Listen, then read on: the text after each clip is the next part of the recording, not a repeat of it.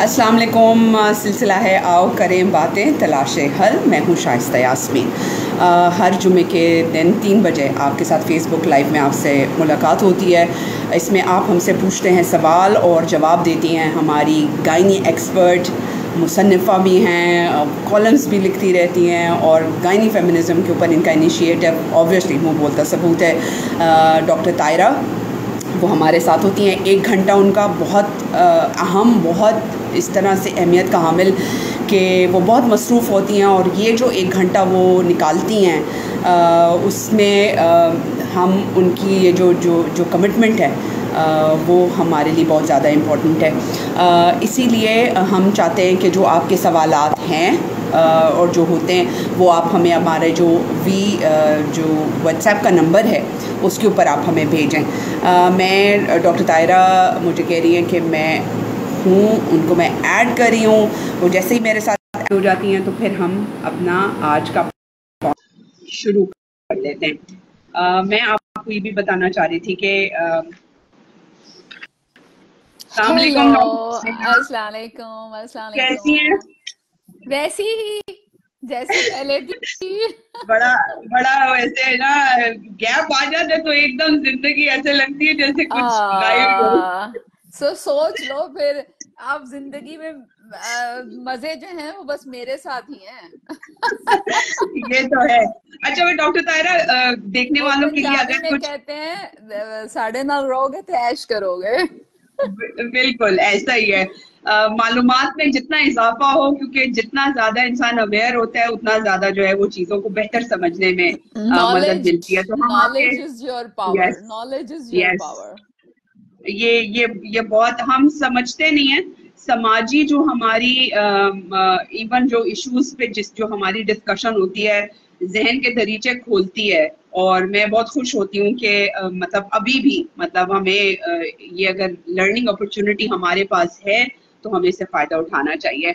Doctor तायरा कहीं गायब हो गई है या मेरे ख्याल से उनका कनेक्शन शायद कुछ गड़बड़ हो गई है। अच्छा, मैं डॉक्टर तायरा को ऐड करती हूँ, लेकिन मैं आपको ना अपने व्हाट्सएप नंबर की डिटेल्स बता देती हूँ। डॉक्टर तायरा, आप मुझे सिर्फ मैं 2 रहती मिनट देंगी वही ताकि हूँ, मैं अगर बस तुम लोगों की कांटेक्ट आंख से ओझल हो जाती हूँ। अच्छा ठीक है। अच्छा, तो व्हाट्सएप नंबर होता है 0333019476। इस पे आप हमें सवालात भेजते हैं और उन्हीं सवालात पर हम अपना प्रोग्राम बेस करते हैं। जो सवालात इस वक्त फेसबुक लाइव सेशन के दौरान हमसे पूछे जाएंगे, हम कोशिश करेंगे कि वो हम अपने नेक्स्ट पॉडकास्ट में शामिल करें। इसके अलावा हमारा जो एक बहुत ही हमारी टीम ने आप लोगों के लिए शुरू किया है वो ये है कि अक्स की वेबसाइट है, जहाँ पे जाएं वहाँ पे गायनी फेमिनिज्म कॉर्नर बना हुआ है, जिसमें हमने अभी तक जो हम डॉक्टर तायरा से सवालात पूछते रहे हैं उसको हमने डिफरेंट सेक्शंस में डिवाइड किया है, जिसमें प्रेगनेंसी से मुतालिक सवालात है, माहवारी से मुतालिक सवालात है, बांझपन चाहे वो खवातीन का या मर्दों का है। दो के डॉक्टर तायरा कहती हैं कि खवातीन गायनेकोलॉजिस्ट मर्दों का बांझपन का इलाज नहीं करते, वो आपके एंड्रोलॉजिस्ट होते हैं जो करते हैं। लेकिन कुछ सवाल जो खवातीन की इनफर्टिलिटी से रिलेटेड थे वो भी हमने उस सेक्शन में डाले हैं। तो प्लीज थोड़ा सा एफर्ट करके अगर आप इन सेक्शंस पे जाएंगे तो आपको आपकी जो सवालात हैं अगर तो उनके जवाबात मिल जाएंगे। यूट्यूब के ऊपर हमारा अक्स डिजिटल स्टूडियो है, जिसपे हम ये जैसे ही हमारा फेसबुक लाइव खत्म होगा तो फिर हमारी टीम जो है वो यूट्यूब के ऊपर इस प्रोग्राम को अपलोड कर देती है। आपके पास जब भी मौका हो आप उसको देख सकते हैं। एक चीज जो बहुत ज्यादा जरूरी है और वो ये है कि जितना ज्यादा आप इन सेशंस को, इस पॉडकास्ट को फैला सकते हैं अपने दोस्तों में, अपने फेसबुक पे, आप सोशल मीडिया के ऊपर अगर आप लगा देंगे तो आपका भला होते होते दूसरी खवातीन की जिंदगी भी सहल हो जाएगी। अच्छा डॉक्टर तायरा, कमिंग बैक, आज हम स्टार्ट करते हैं। तस्नीम तो है नहीं, वो अपने ऑब्वियसली शो ऑफिशियल विजिट की वजह शो से ओपनर शो ओपनर। टोनेंगी ऑनेंगी आज, तो कोई बात हम उन्हें नहीं। मिस करेंगे, लेकिन ये कि वो आ जाएंगे इंशाल्लाह। 7 को उनकी वापसी है तो फिर हम उनके साथ ये करेंगे अपना आने वाला podcast. Doctor तायरा, breast feeding week चल रहा है और तो उसकी अफादियत के हवाले से वो माँ और बच्चे की सेहत के लिए किस तरह से देखती हैं आप? अच्छा, मैं और कुछ नहीं कहूंगी, मैं सिर्फ अपना जाती एक्सपीरियंस बता दूंगी कि मेरे 3 बच्चे और मैंने तीनों बच्चों को एक्सक्लूसिव 2 साल ब्रेस्ट फीडिंग कराई है, in spite of working woman. और मैंने बच्चों को फीडर पिलाया ही नहीं। तो अब आप सोचें कि लाइक, और ऐसा नहीं है कि मैं, यानी मुझे किसी ने फोर्स किया, I was self motivated my self कि ये मेरा बच्चा है और मेरे पास ब्रेस्ट है तो ये मेरा ही दूध पिएगा। अच्छा अच्छा। ठीक है। अच्छा, और कुछ लोग जो कहते हैं कि दूध आता नहीं, अच्छा एक और बात मैं इसके साथ बता दूं, शायद लोगों को समझने में आसानी हो। पहला बच्चा तो मेरा यानी फॉरसेप्स डिलीवरी था, अगले 2 बच्चे सिजेरियन थे। तो शुरू में चूंकि दूध नहीं आता, एक सफेद सा लिक्विड निकलता है जिसे क्लोस्ट्रम कहते हैं। अच्छा, वो क्लोस्ट्रम बहुत जरूरी होता है बच्चे के लिए इनिशियल बीमारियों से दूर रहने के लिए, क्योंकि उसमें सारी एंटीबॉडीज होती हैं। अच्छा, अब ये है कि बच्चा अगर रो रहा है तो इर्द गिर्द वाले लोगों से बर्दाश्त नहीं होता, वो उसके मुंह में झट से फीडर दे देते हैं। ठीक है। अब जिस बच्चे को पैदा होते साथ ही मीठे मीठे दूध की आदत पड़ जाए, क्योंकि वो बहुत मीठा होता है और ब्रेस्ट मिल्क जो है वो बिल्कुल पानी की तरह होता है, जिसको मीठे मीठे दूध की आदत पड़ जाए और फौरन से फीडर में इतना ढेर सारा दूध मुंह में, वो आपके ब्रेस्ट से दूध क्यों निकालेगा वो बच्चा?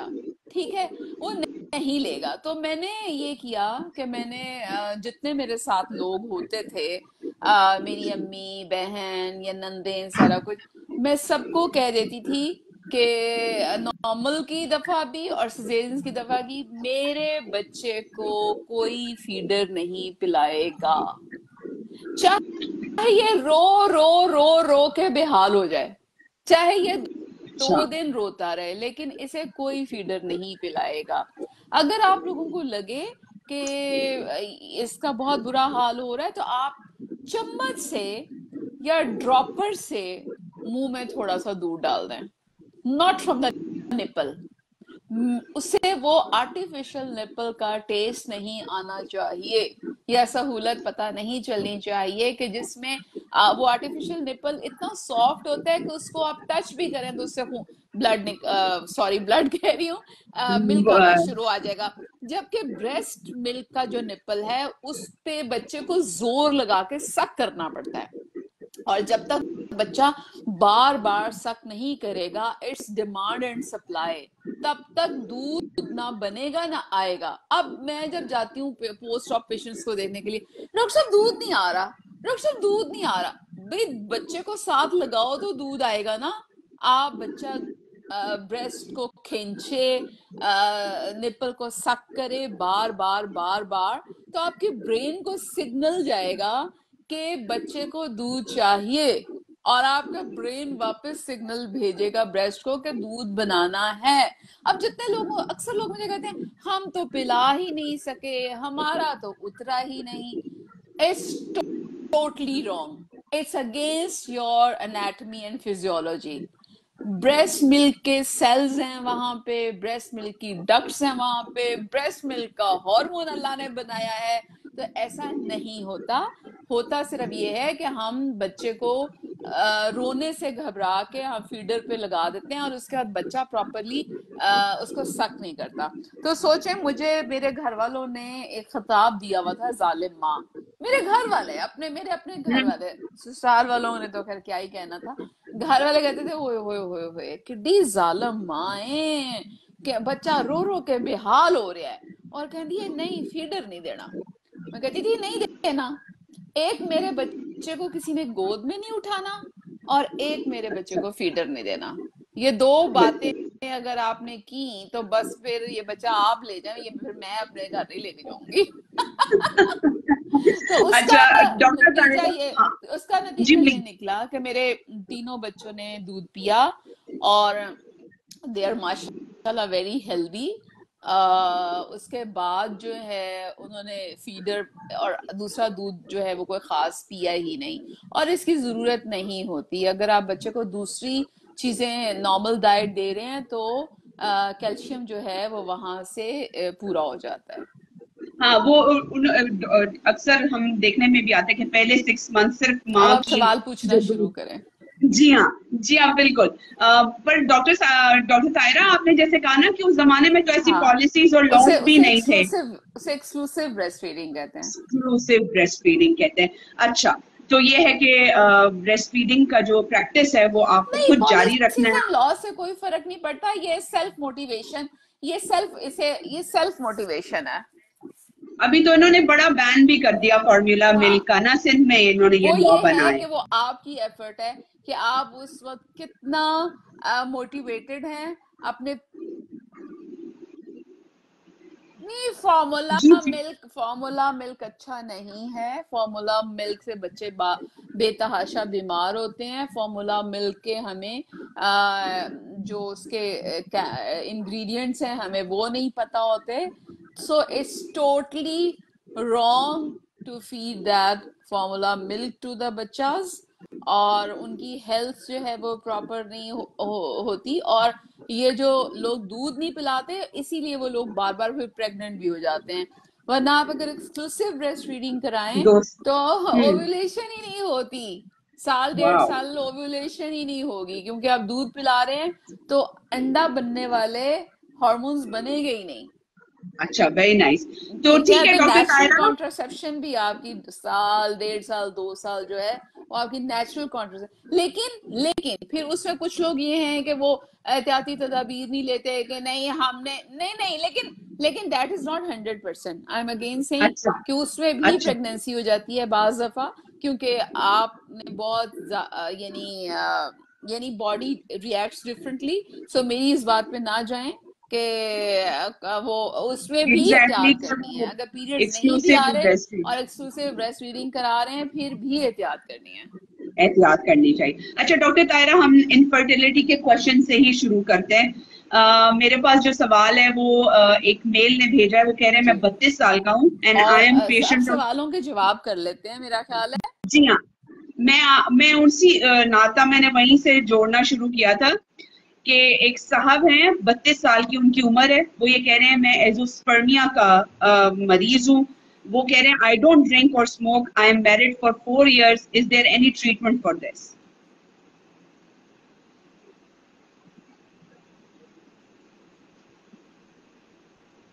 जी डॉक्टर तायरा। डॉक्टर तायरा, आपको आ रही है आवाज? एजोस्पर्मिया का मुझे नहीं पता कि उनको ऑब्स्ट्रक्टिव, उन्हें कहें प्लीज खुदा के लिए। मैं इस पे लिख चुकी हूँ एजोस्पर्मिया पे, obstructive azoospermia, non obstructive azoospermia. जी जी, मुझे आ रही है आवाज। अच्छा। और मेरी आवाज ओके। आपको आ रही है कि नहीं? जी आ रही है। मेरी आवाज आ रही है आपको? जी आपकी आवाज आ रही है, हेलो, लेकिन वो तस्वीर बिल्कुल जरा सिग्नल्स हेलो, मेरा ख्याल है। मेरी आवाज आ रही है आपको? जी जी, मुझे आ तो रही है आवाज। इस पे मैं लिख चुकी हूँ एजोस्पर्मिया। सिग्नल्स यहाँ तो बहुत अच्छे हैं, आपकी साइड से होंगे क्योंकि यहाँ तो सिग्नल्स। शायद। तो एजोस्पर्मिया दो तरह का होता है, obstructive azoospermia, non obstructive azoospermia. अब मुझे नहीं पता कि उनका जो है वो कैसा है। ऑब्स्ट्रक्टिव एजोस्पर्मिया जो होता है वो ट्रीटेबल है। नॉन ऑब्स्ट्रक्टिव एजोस्पर्मिया जो है वो भी उनको एंड्रोलॉजिस्ट जवाब देंगे, लेकिन अगर बेबी चाहिए तो वो आईवीएफ करवा सकते हैं, और सबसे पहले किसी एंड्रोलॉजिस्ट और यूरोलॉजिस्ट से अपना इलाज करवा लें। मैं इसमें लिख चुकी हूँ। मुझे बहुत मायूसी होती है जब वही सवाल जो है रिपीट होते हैं, और मुझे लगता है कि कोई भी बंदा जो है वो जो चीजें मैं लिख चुकी के बता चुकी हूँ या पहले कह चुकी हूँ वो पढ़ने में और जानने में इंटरेस्टेड नहीं है। आप बताएं, अगर हम हर दफा वही सवाल वही बात है जी हाँ। चलाते जाएंगे तो हम आगे कैसे हाँ, बढ़ेंगे? तो फिर हम आगे कैसे बढ़े? 20-22 करोड़ की जो अवाम है, हर किसी का अलग मसला है, लेकिन उन मसलों को पूल किया जाता है इनफर्टिलिटी। तो अगर मैं पहले एक बात कर चुकी हूँ तो सबको मेरे साथ चलने के लिए, हाँ जी, मेहनत करनी है। जी आगे। जरूर हम मेहनत करेंगे डॉक्टर तायरा। अच्छा, ये मेरे पास जी दूसरा अब सवाल है। बताइए अगला सवाल। हाँ, अगला सवाल है। वो ये कह रहे हैं कि मेरा एक बेबी हुआ, उसकी डेथ हो अगला गई। सवाल फिर शाइस्ता। डॉक्टर तायरा, मेरा ख्याल है सिग्नल का प्रॉब्लम है, पढ़ रही हूँ।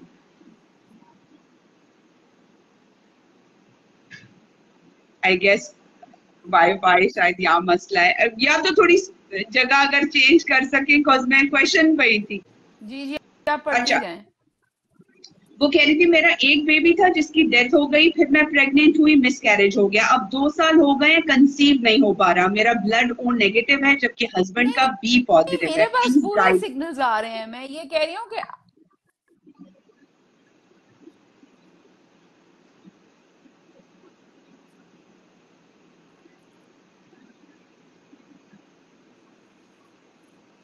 डॉक्टर तायरा, अब मैं दोबारा से पढ़ देती।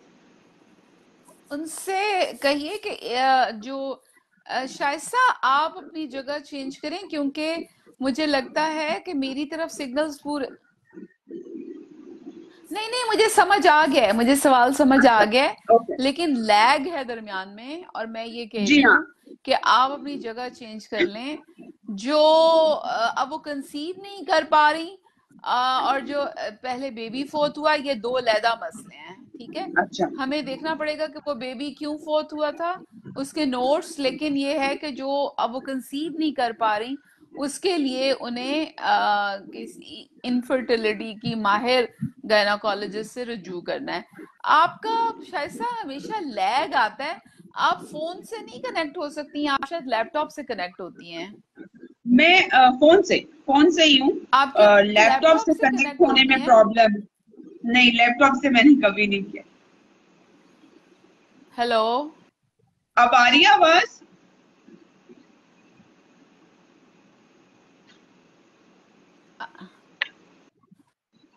तो आपका और मेरा दरमियान में बहुत लैग है। हाँ। हाँ, मुझे तो आपकी मैं आवाज आ रही है। अच्छा। मेरा और आपका बहुत लैग है, क्योंकि आपकी तस्वीर जो है वो रुक जाती है। अच्छा, आप प्लीज अपनी मैं जगह चेंज करें, किसी ऐसी मैं जगह पे ट्राई जाएं कर। जहाँ सिग्नल्स बेहतर हों।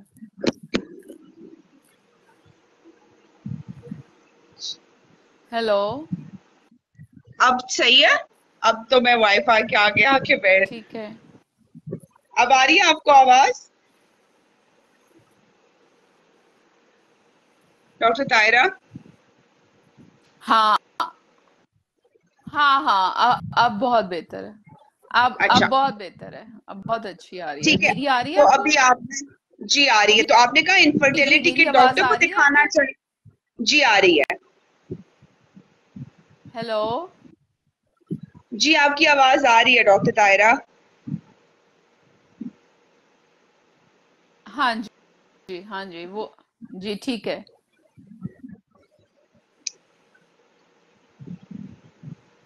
हाँ अच्छा जी, जी, बस ठीक नेक्स्ट है, फिर सवाल। अगला सवाल करें। जी, नेक्स्ट सवाल है जी, मैं चकवाल से हूँ, मेरी उम्र 38 साल है, शादी को 20 साल हो गए, बच्चे नहीं हैं, एक बार भी हमल नहीं हुआ। मेरी माहवारी की रूटीन शादी के 2 साल जी बाद जी। से खराब चल रही है, कभी कम कभी ज्यादा। वजन 102 है। मेरा जितनी गुंजाइश थी इतनी डॉक्टर्स ने इससे मैंने अपना इलाज करवाया, अब थोड़े हालात बेहतर हुए तो मैंने टेस्ट ट्यूब हुआ, 2021 में क्लियर आया है। मेरे मियाँ की उम्र 41 साल है, उनका भी यही हिसाब है, कभी टेस्ट अच्छा आ गया कभी नहीं। अब हम चाहते हैं आईवीएफ करवा लें। मशवरा ये चाहिए कि क्या हमें इस उम्र में आईवीएफ कामयाब रहेगा, पाकिस्तान से करवाना चाहते हैं या बाहर किसी कंट्री से। मेरे मियाँ मस्कत जॉब कर रहे हैं, पाकिस्तान कौन सी जगह के किस डॉक्टर से करवाएं। आईवीएफ सेंटर जाने से पहले हमें कुछ जरूरी टेस्ट करवा लेने चाहिए, हमें शहर किसी गायनाकोलॉजिस्ट का पता बता दें।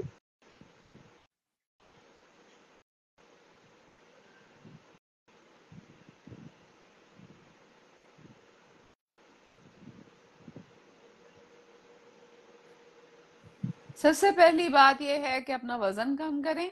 यही वजह है इनके बेबी ना होने की, 102 kg बहुत ज्यादा वजन है। आईवीएफ वाले भी ये कहते हैं कि पहले आपका वजन कम होगा तो आपका सक्सेस रेट बेहतर हो जाएगा। उसके बाद आप जब वजन कम हो जाए तो फिर आप इस्लामाबाद में है सेंटर, इक्सी वाले हैं डॉक्टर नसीम अशरफ, उनसे करवा लें। और वैसे अगर वो मस्कत आ सकें तो मस्कत में बहुत सेंटर्स हैं जहाँ काफी सक्सेस रेट काफी अच्छा है, तो वो यहाँ पे करवा सकती हैं। ठीक है।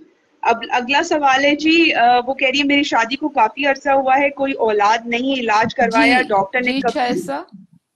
कभी कि आखिरी हल आईवीएफ है, लेकिन हमारे पास इतने पैसे नहीं हैं, हम चुप हो गए हैं, 1 साल और गुजर गया, मैं क्या करूं, बेबी अडॉप्ट करूं या पैसों की भाग दौड़ करके आईवीएफ करवाऊं?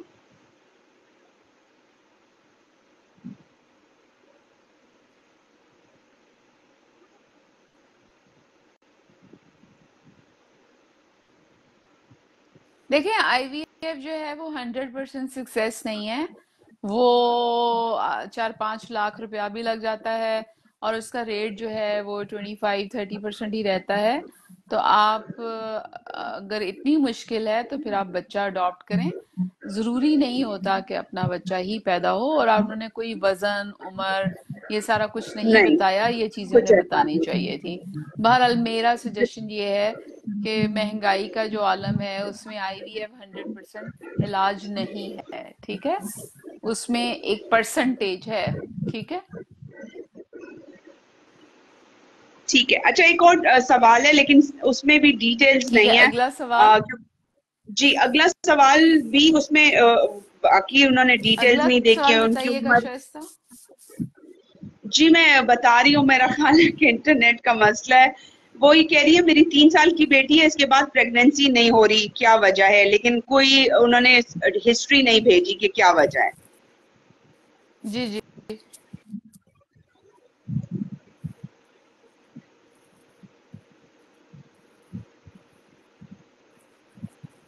डॉक्टर तायरा आपको तो फिर आवाज आ रही मैं जादूगर तो हूं नहीं है? हाँ कि मैं एग्जैक्टली, अपना तो मोक्कल भेजूं और मोक्कल देख कर आएंगे क्या वजह है। हमें हर प्रेगनेंसी बात क्यों का नहीं? जवाब देने के लिए। जी जी, मुझे आपकी आवाज आ रही है। मैं अब फिर जगह अच्छा, चेंज कर रही हूँ, ठीक है। तो अब बताइए, अब आपको अब कैसा फील हो रहा है? वैसे मेरी मेरी तरफ सिग्नल मुझ पूरे हैं। अच्छा आई डोंट नो, मेरी भी तरफ सही चल रहा है, लेकिन पता नहीं क्या मसला है। अच्छा, अगला सवाल। जी वो ये कह रही है मेरी शादी को 9 साल हो चुके हैं, अभी तक बच्चे नहीं हैं, मेरी उम्र 37 साल है, मेरी बेगम की उम्र 30 साल है, मेडिकल तकरीबन दोनों का क्लियर है, डॉक्टर साहिबा से किसी तरह राब्ता हो सकता है, मैं उनको अपनी मेडिकल हिस्ट्री चेक करा सकूं, उन्हें 2 साल से मुसलसल मैं घर हूँ, प्लीज मेरा राब्ता करा दीजिए।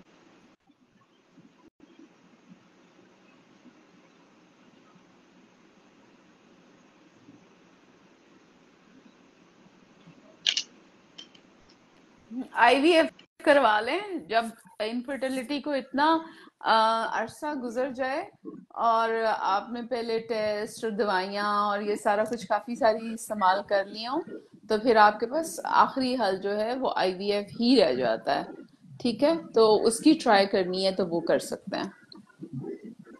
अच्छा, अब another question I am adding, आपका पेज एक बहुत ही अच्छी इंसान ने शेयर किया था, अभी जी उसको फॉलो करना शुरू किया है, बहुत डिप्रेशन का शिकार हो रही हूँ, 6 साल हो गए शादी को, औलाद की नेमत से महरूम हूँ, एक आईवीएफ फेल हो चुका है जो कि फैमिली के फाइनेंशियल सपोर्ट से हुआ था, लेकिन दिल और उम्मीद ही है टूट गई, ऑस्ट्रेलियन कॉन्सेप्ट लाहौर से कराया।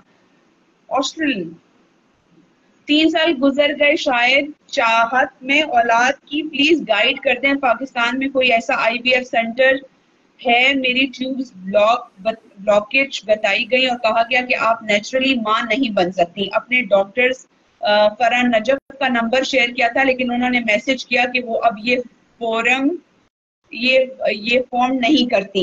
लेप्रोस्कोपी मैंने 2019 में करवाई थी जिसकी रिपोर्ट में था ट्यूब ब्लॉक है, इसके बाद मैंने 2022 में हमीद लतीफ की डॉक्टर से इलाज करवाया और उनके इलाज के बाद अब HSG करवाया तो इसमें ट्यूब खुली, आप आए मगर कंसीव नहीं किया।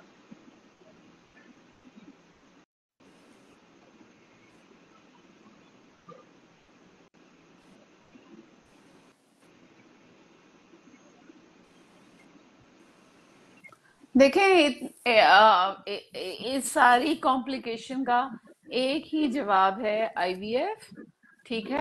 नेचुरली जब ट्यूब एक दफा ब्लॉक हो जाएं और उसके बाद खोली जाएं तो तब भी वो उतनी सेहतमंद हालत में नहीं होती। ठीक है।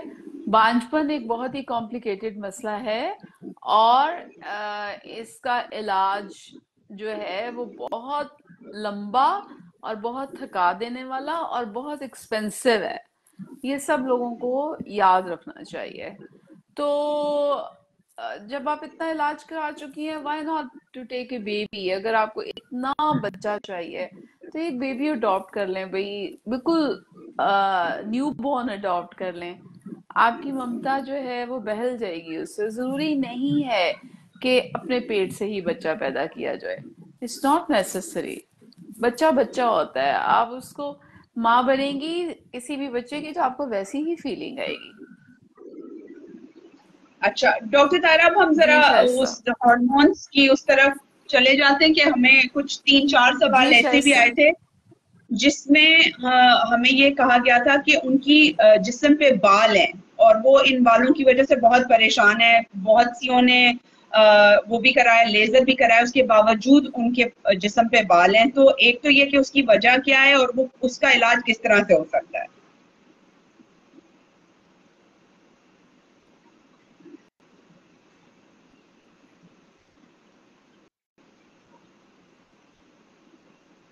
Hormonal imbalance.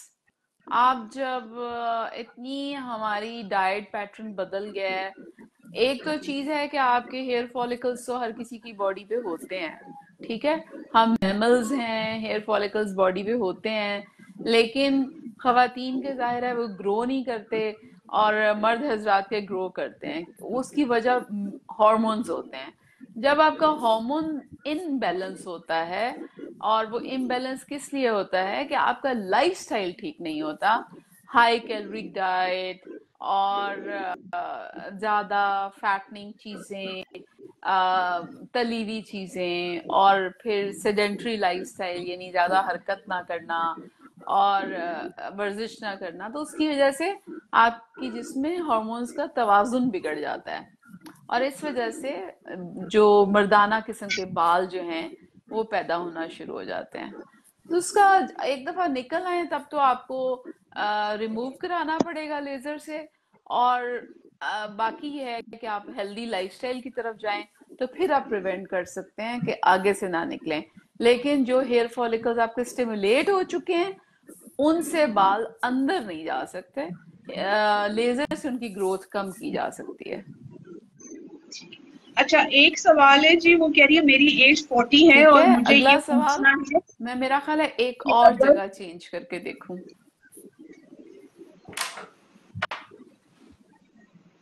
मेरी उम्र 40 साल है और मुझे ये पूछना है कि अगर मैं हार्मोनल इंजेक्शन लगवाऊं मेनोपॉज के इफेक्ट से बचने के मैं लिए, सुन रही हूँ। तो वो क्या गायनी की मैं डॉक्टर सुन सजेस्ट करेगी?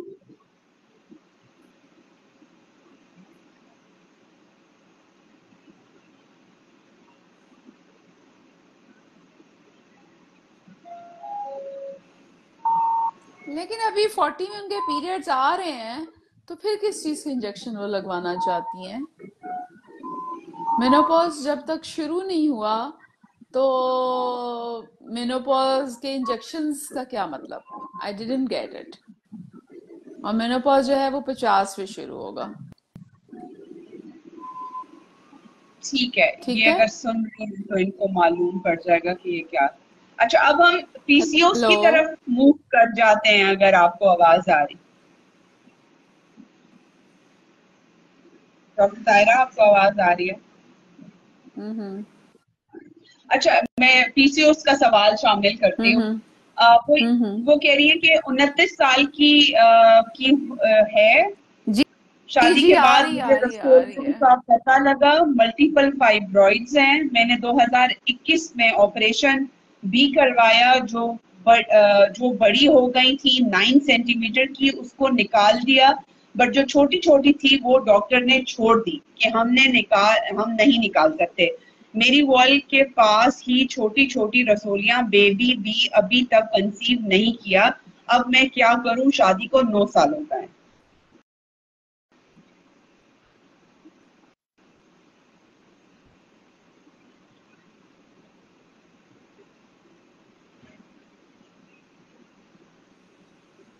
कुछ नहीं, फाइब्रॉइड्स जो हैं वो छोटे छोटे तो कुछ नहीं कहते, और वो कंसेप्शन में कोई प्रॉब्लम नहीं डालते, और बच्चा होने में कोई प्रॉब्लम नहीं डालते। अब मुझे नहीं पता कि वो छोटे छोटे कितने साइज है और क्या है। अगर वो रिपोर्ट भेज देती तो हम देख लेते, लेकिन अगर बच्चा नहीं है तो उसके लिए उन्हें आईवीएफ के पास ही जाना पड़ेगा। ठीक। यूट्रस में रसोली है, अनमैरिड हूँ, 45 उम्र है, जिंदगी में कभी कोई बीमारी नहीं हुई, पीरियड्स नॉर्मल होते हैं, हेलो बाकी जी, भी कुछ दोबारा। नहीं है। तबीयत की खराबी का रिपोर्ट अटैच अगर बता सके, उनका हल ऑपरेट के अलावा या बायद हल ऑपरेशन है।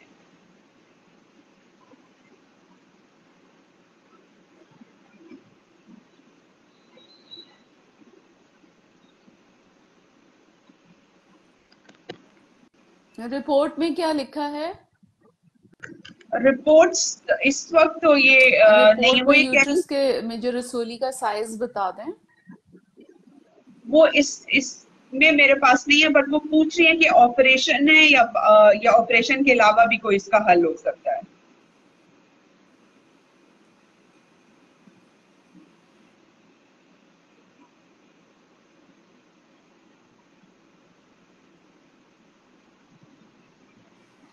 मुझे अब जब साइज ही नहीं पता तो मैं क्या बता सकती हूँ? देखिए, हर ठीक है। चीज जो है वो मैंने कितनी दफा कहा है कि जब तक आप डिटेल से मुझे नहीं बताएंगे साइज और कंप्लेन और उम्र और वजन, जवाब नहीं दिया जा सकता। अच्छा, मैं दूसरा ठीक सवाल है, शामिल तो करती हूँ। वो आप कह नेक्स्ट रही है, सवाल। I was diagnosed with left ovary polycystic intramural fibroid. I couldn't take glucophage due to its extreme bad effects. My cycle is monthly but for only one day. Sometimes just spotting, second day. What should I do to remove cyst and get my cycle regular for 3 days?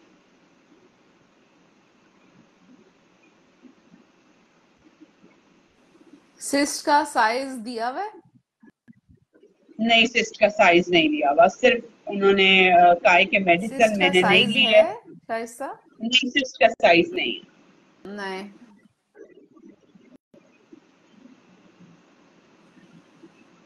Cyst का जब तक size ना हो, type ना हो, तब तक कुछ नहीं कहा जा सकता।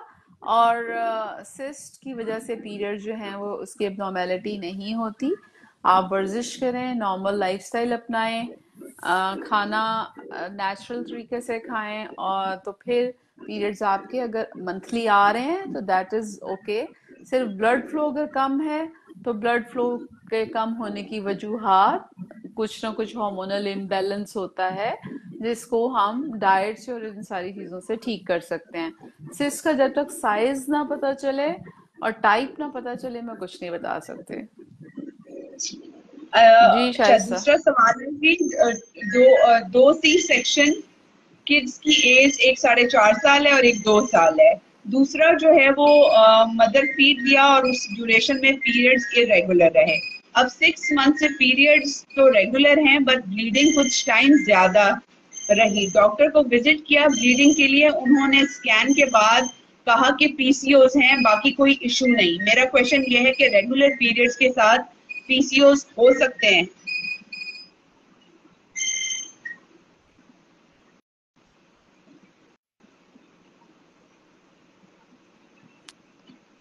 नहीं, एक तो ये कि ये पीसीओ के साथ कंसीव कर रही हैं, पीरियड रेगुलर हैं, तो इसका मतलब है इनकी ओव्यूलेशन हो रही है। पीसीओ का वाहिद पीसीओ बनता ही इसलिए है जब आपकी ओव्यूलेशन ना हो। पीसीओ कहते किसे हैं? पॉलीसिस्टिक ओवरीज को, कि जिसमें, यस। और इनसे कहें कि प्लीज मैं पीसीओ के मुतालिक लिख चुकी हूँ, यहाँ पे एक्सप्लेन करना जो है वो, क्योंकि हम सवालों के जवाब दे रहे होते हैं। तो मुझे नहीं समझ आता कि खवातीन पढ़ क्यों नहीं रही। ये अगर अपनी हेल्थ के लिए खुद अपने आप को एम्पावर नहीं करेंगी तो मैं किसी के घर आके तो उसे एम्पावर नहीं कर सकती। अच्छा, मैं दूसरा सवाल शामिल करती हूँ। वो ये कह रही है कि जी मुझे बताइए। पीसीओएस तशखीस हुआ है, 1 महीना मैनिसिट्रोल खाई लेकिन महंगी होने की वजह से मजीद नहीं खा सकी। डाइट में चीनी का इस्तेमाल ना होने के बराबर है, लेकिन मुकम्मल सब्जियों और प्रोटीन पर मुश्तमिल नहीं खा सकती बवजह माली हालात। 6 महीने बाद बगैर किसी दवाई के पिछले माह मुझे माहवारी आई। अब से मशवरा चाहिए कि मुझे क्या करना चाहिए। मेरी उम्र 36 साल है, 2 बच्चों की वालदा होने का शर्फ हासिल है। आपकी बहुत मेहरबानी होगी अगर मेरी इस सिलसिले में रहनुमाई फरमाएं।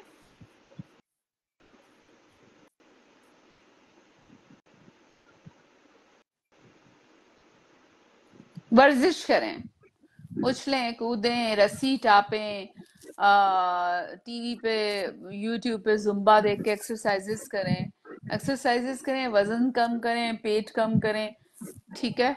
और मेरा नहीं ख्याल के खीरे और मूलियां और गाजरें और सलाद के पत्ते जो हैं वो महंगे होंगे। अच्छा, अगर आप ऑयल अपने घर सालन में डालना बंद कर दें, ठीक है, और मीठे बनाना बंद कर दें, तो आप इन सब्जियों खा के और साथ में आप उछल कूद करके अपना वजन कम कर सकते हैं।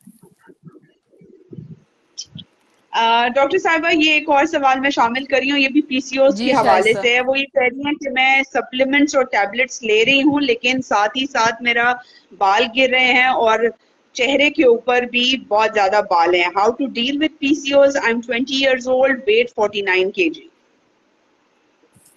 वजन तो ठीक है, एक्सरसाइज करें और अपनी डाइट जो है वो लो कैलोरिक डाइट करें, और वर्जिश करें तो ये बेहतर हो जाएगा। अच्छा, ये एक और सवाल है। वो ये कह रही हैं कि प्लीज गाइड कर दें, डॉक्टर रिकमेंड कर दें कि यूट्रस रिमूव करवानी पड़नी है फाइब्रॉइड्स की वजह से। यूट्रस प्रोलैप्स का कोई कोई हल है? प्रोलैप्स का एक दफा हो जाए यूट्राइन प्रोलैप्स तो आपको निकलवानी पड़ती है, और वो क्या एज है मुझे नहीं पता। और यूट्राइन प्रोलैप्स की डिफरेंट ग्रेड्स होते हैं। ग्रेड्स अगर थर्ड ग्रेड पे चली गई है तो फिर तो वो जाहिर है उसको सपोर्ट करना, और अगर आप अपनी फैमिली कंप्लीट कर चुकी हैं तो फिर हम निकाल देते हैं। अगर अब एज इन्होंने नहीं बताई ना? नहीं, एज नहीं है।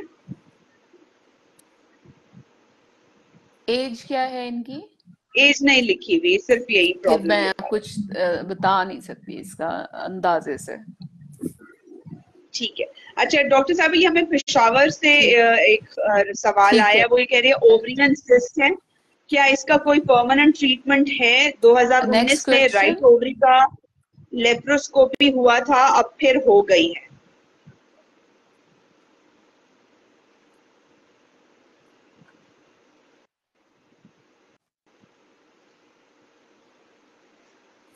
टाइप, साइज, पिछली रिपोर्ट, जब तक नहीं होगी मैं किसी सवाल का जवाब नहीं दे सकती। ठीक है। ये आया, ये हमें एक और ये भी पीसीओ से रिलेटेड है। वो ये कह रही हैं कि जी, I recently came across your informative post regarding fibroid cyst and would like to seek your professional guidance on a related matter. Specifically, my sister has been diagnosed with fibroid cyst and experienced frequent episodes of blood clotting. One of the gynecologists we consulted has recommended that we take her to an interventional radiologist for further evaluation and treatment. In light of this recommendation, we have scheduled an appointment with Dr. Zahid Amin at Shifa International Hospital in Islamabad on Wednesday. However, after reading your post, I'm inclined to seek your expert opinion on whether we should proceed with the referral to the radiologist or explore alternative options. I agree. हमारी रहनुमाई करते हैं।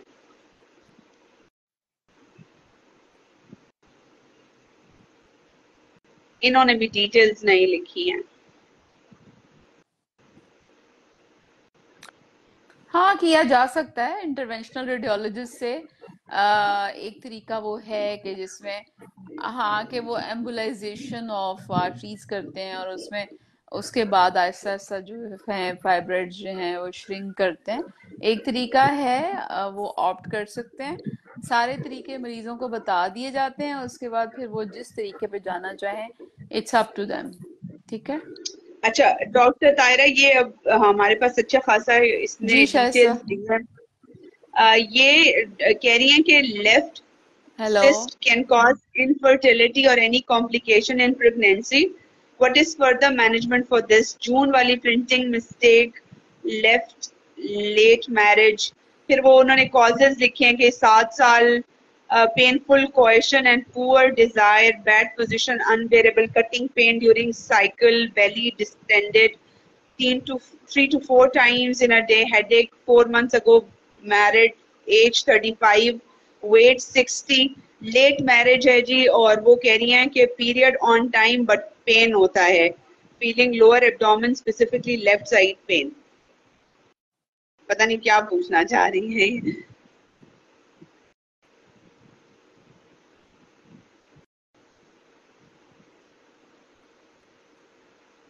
तो कोई बात नहीं, painful periods हो, मुझे समझ ही नहीं आया। पेनफुल पीरियड्स तो एक मैंने उस पर लिख भी चुकी हूँ, उसको डिस्फोरिया कहते हैं। प्राइमरी डिस्फोरिया भी होता है, सेकेंडरी डिस्फोरिया भी होता है, ठीक है। तो वो जब तक हमें प्रॉपर क्वेश्चन समझ नहीं आएगा, हम क्या बताएं। पेन के लिए बस पेन किलर खाएं, हाँ, बस और तो कुछ नहीं हो सकता। और वो भी पीरियड पेन के लिए, अगर वो विदाउट एनी कॉज है। अगर वो कॉज है, यानी उसके साथ एंडोमेट्रियोसिस इन्वॉल्व है, एडिनोमायोसिस इन्वॉल्व है, फाइब्रॉइड्स इन्वॉल्व है, तो उसके लिए फिर सारी अल्ट्रासाउंड रिपोर्टें और ये और वो सारा कुछ वो चाहिए। ठीक है। एक और आखिरी सवाल है पीसीओ से रिलेटेड। 10 दिन कबल मेरी मिसेस का ऑपरेशन हुआ, जी तकरीबन शाइस्ता। एक टेनिस बॉल से जरा बड़ी रसोली साथ 2 काफी छोटी रसोलियां बमा बच्चा दानी के निकाली गई। उस वक्त ऑपरेशन के बाद जो प्रॉब्लम था वो पेट में शदीद गैस तकलीफ का था, जो छोटे रोज खत्म हो गया। अब 11वां दिन टांके निकलवाने, ब्लड रिलीज वाला नलकी बैग और यूरिन बैग भी उतारा गया। दोबारा गैस प्रॉब्लम आ रहा है, क्या ये भी 3-4 दिन में खत्म हो जाएगा?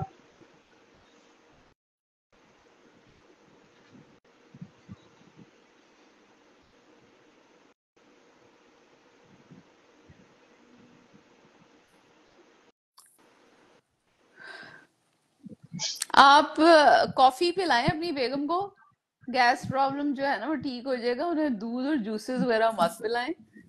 तो और दूसरा, उन्हें चिल्लाएं, जितना वो चल सकती हैं उतना चलें। और डाइट जो है वो हल्की फुल्की खाएं। गैस किस चीज से बनती है? गैस कुछ ऐसी चीजें खाएंगे तो बनेगी ना। और जाहिर है ऑपरेशन के बाद थोड़ा सुस्त हो जाता है सारा सिस्टम। तो कॉफी पिलाएं, तड़ियां जो है वो तेजी से मूव करेंगी और गैस निकल जाएगी। अच्छा डॉक्टर तारा, अब ये कुछ फेसबुक लाइव के सेशन में सवालात आ रहे हैं। हिना कह रही हैं आज आप जी बहुत शाइस्ता। सीरियस लग रही हैं, सेहत ठीक है आपकी?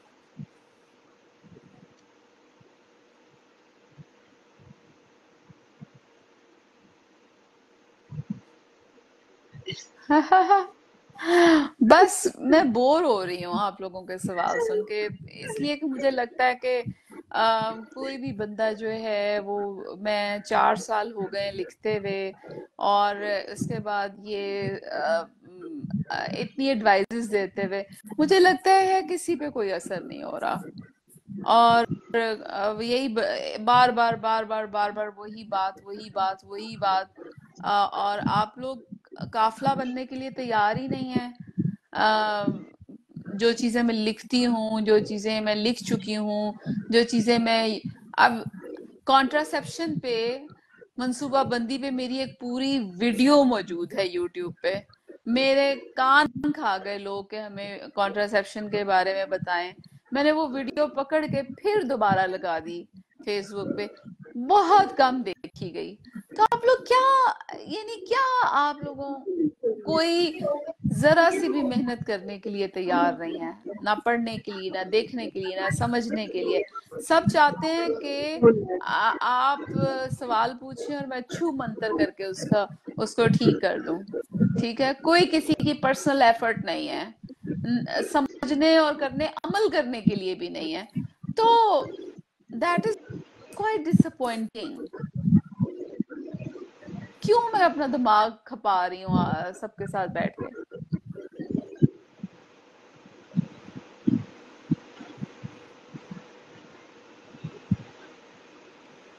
अच्छा डॉक्टर तायरा, आई थिंक हिम्मत तो हमने हारनी नहीं है, लेकिन ये कि बार बार हमारा इंटरनेट कनेक्शन भी जरा सा वीक है, तो मेरा ख्याल है आज नहीं, प्रोग्राम फिर हिम्मत इधर की ही एंड बात कर। नहीं है इससे। ओके जी, खुदा हाफिज। खुदा हाफिज, थैंक यू।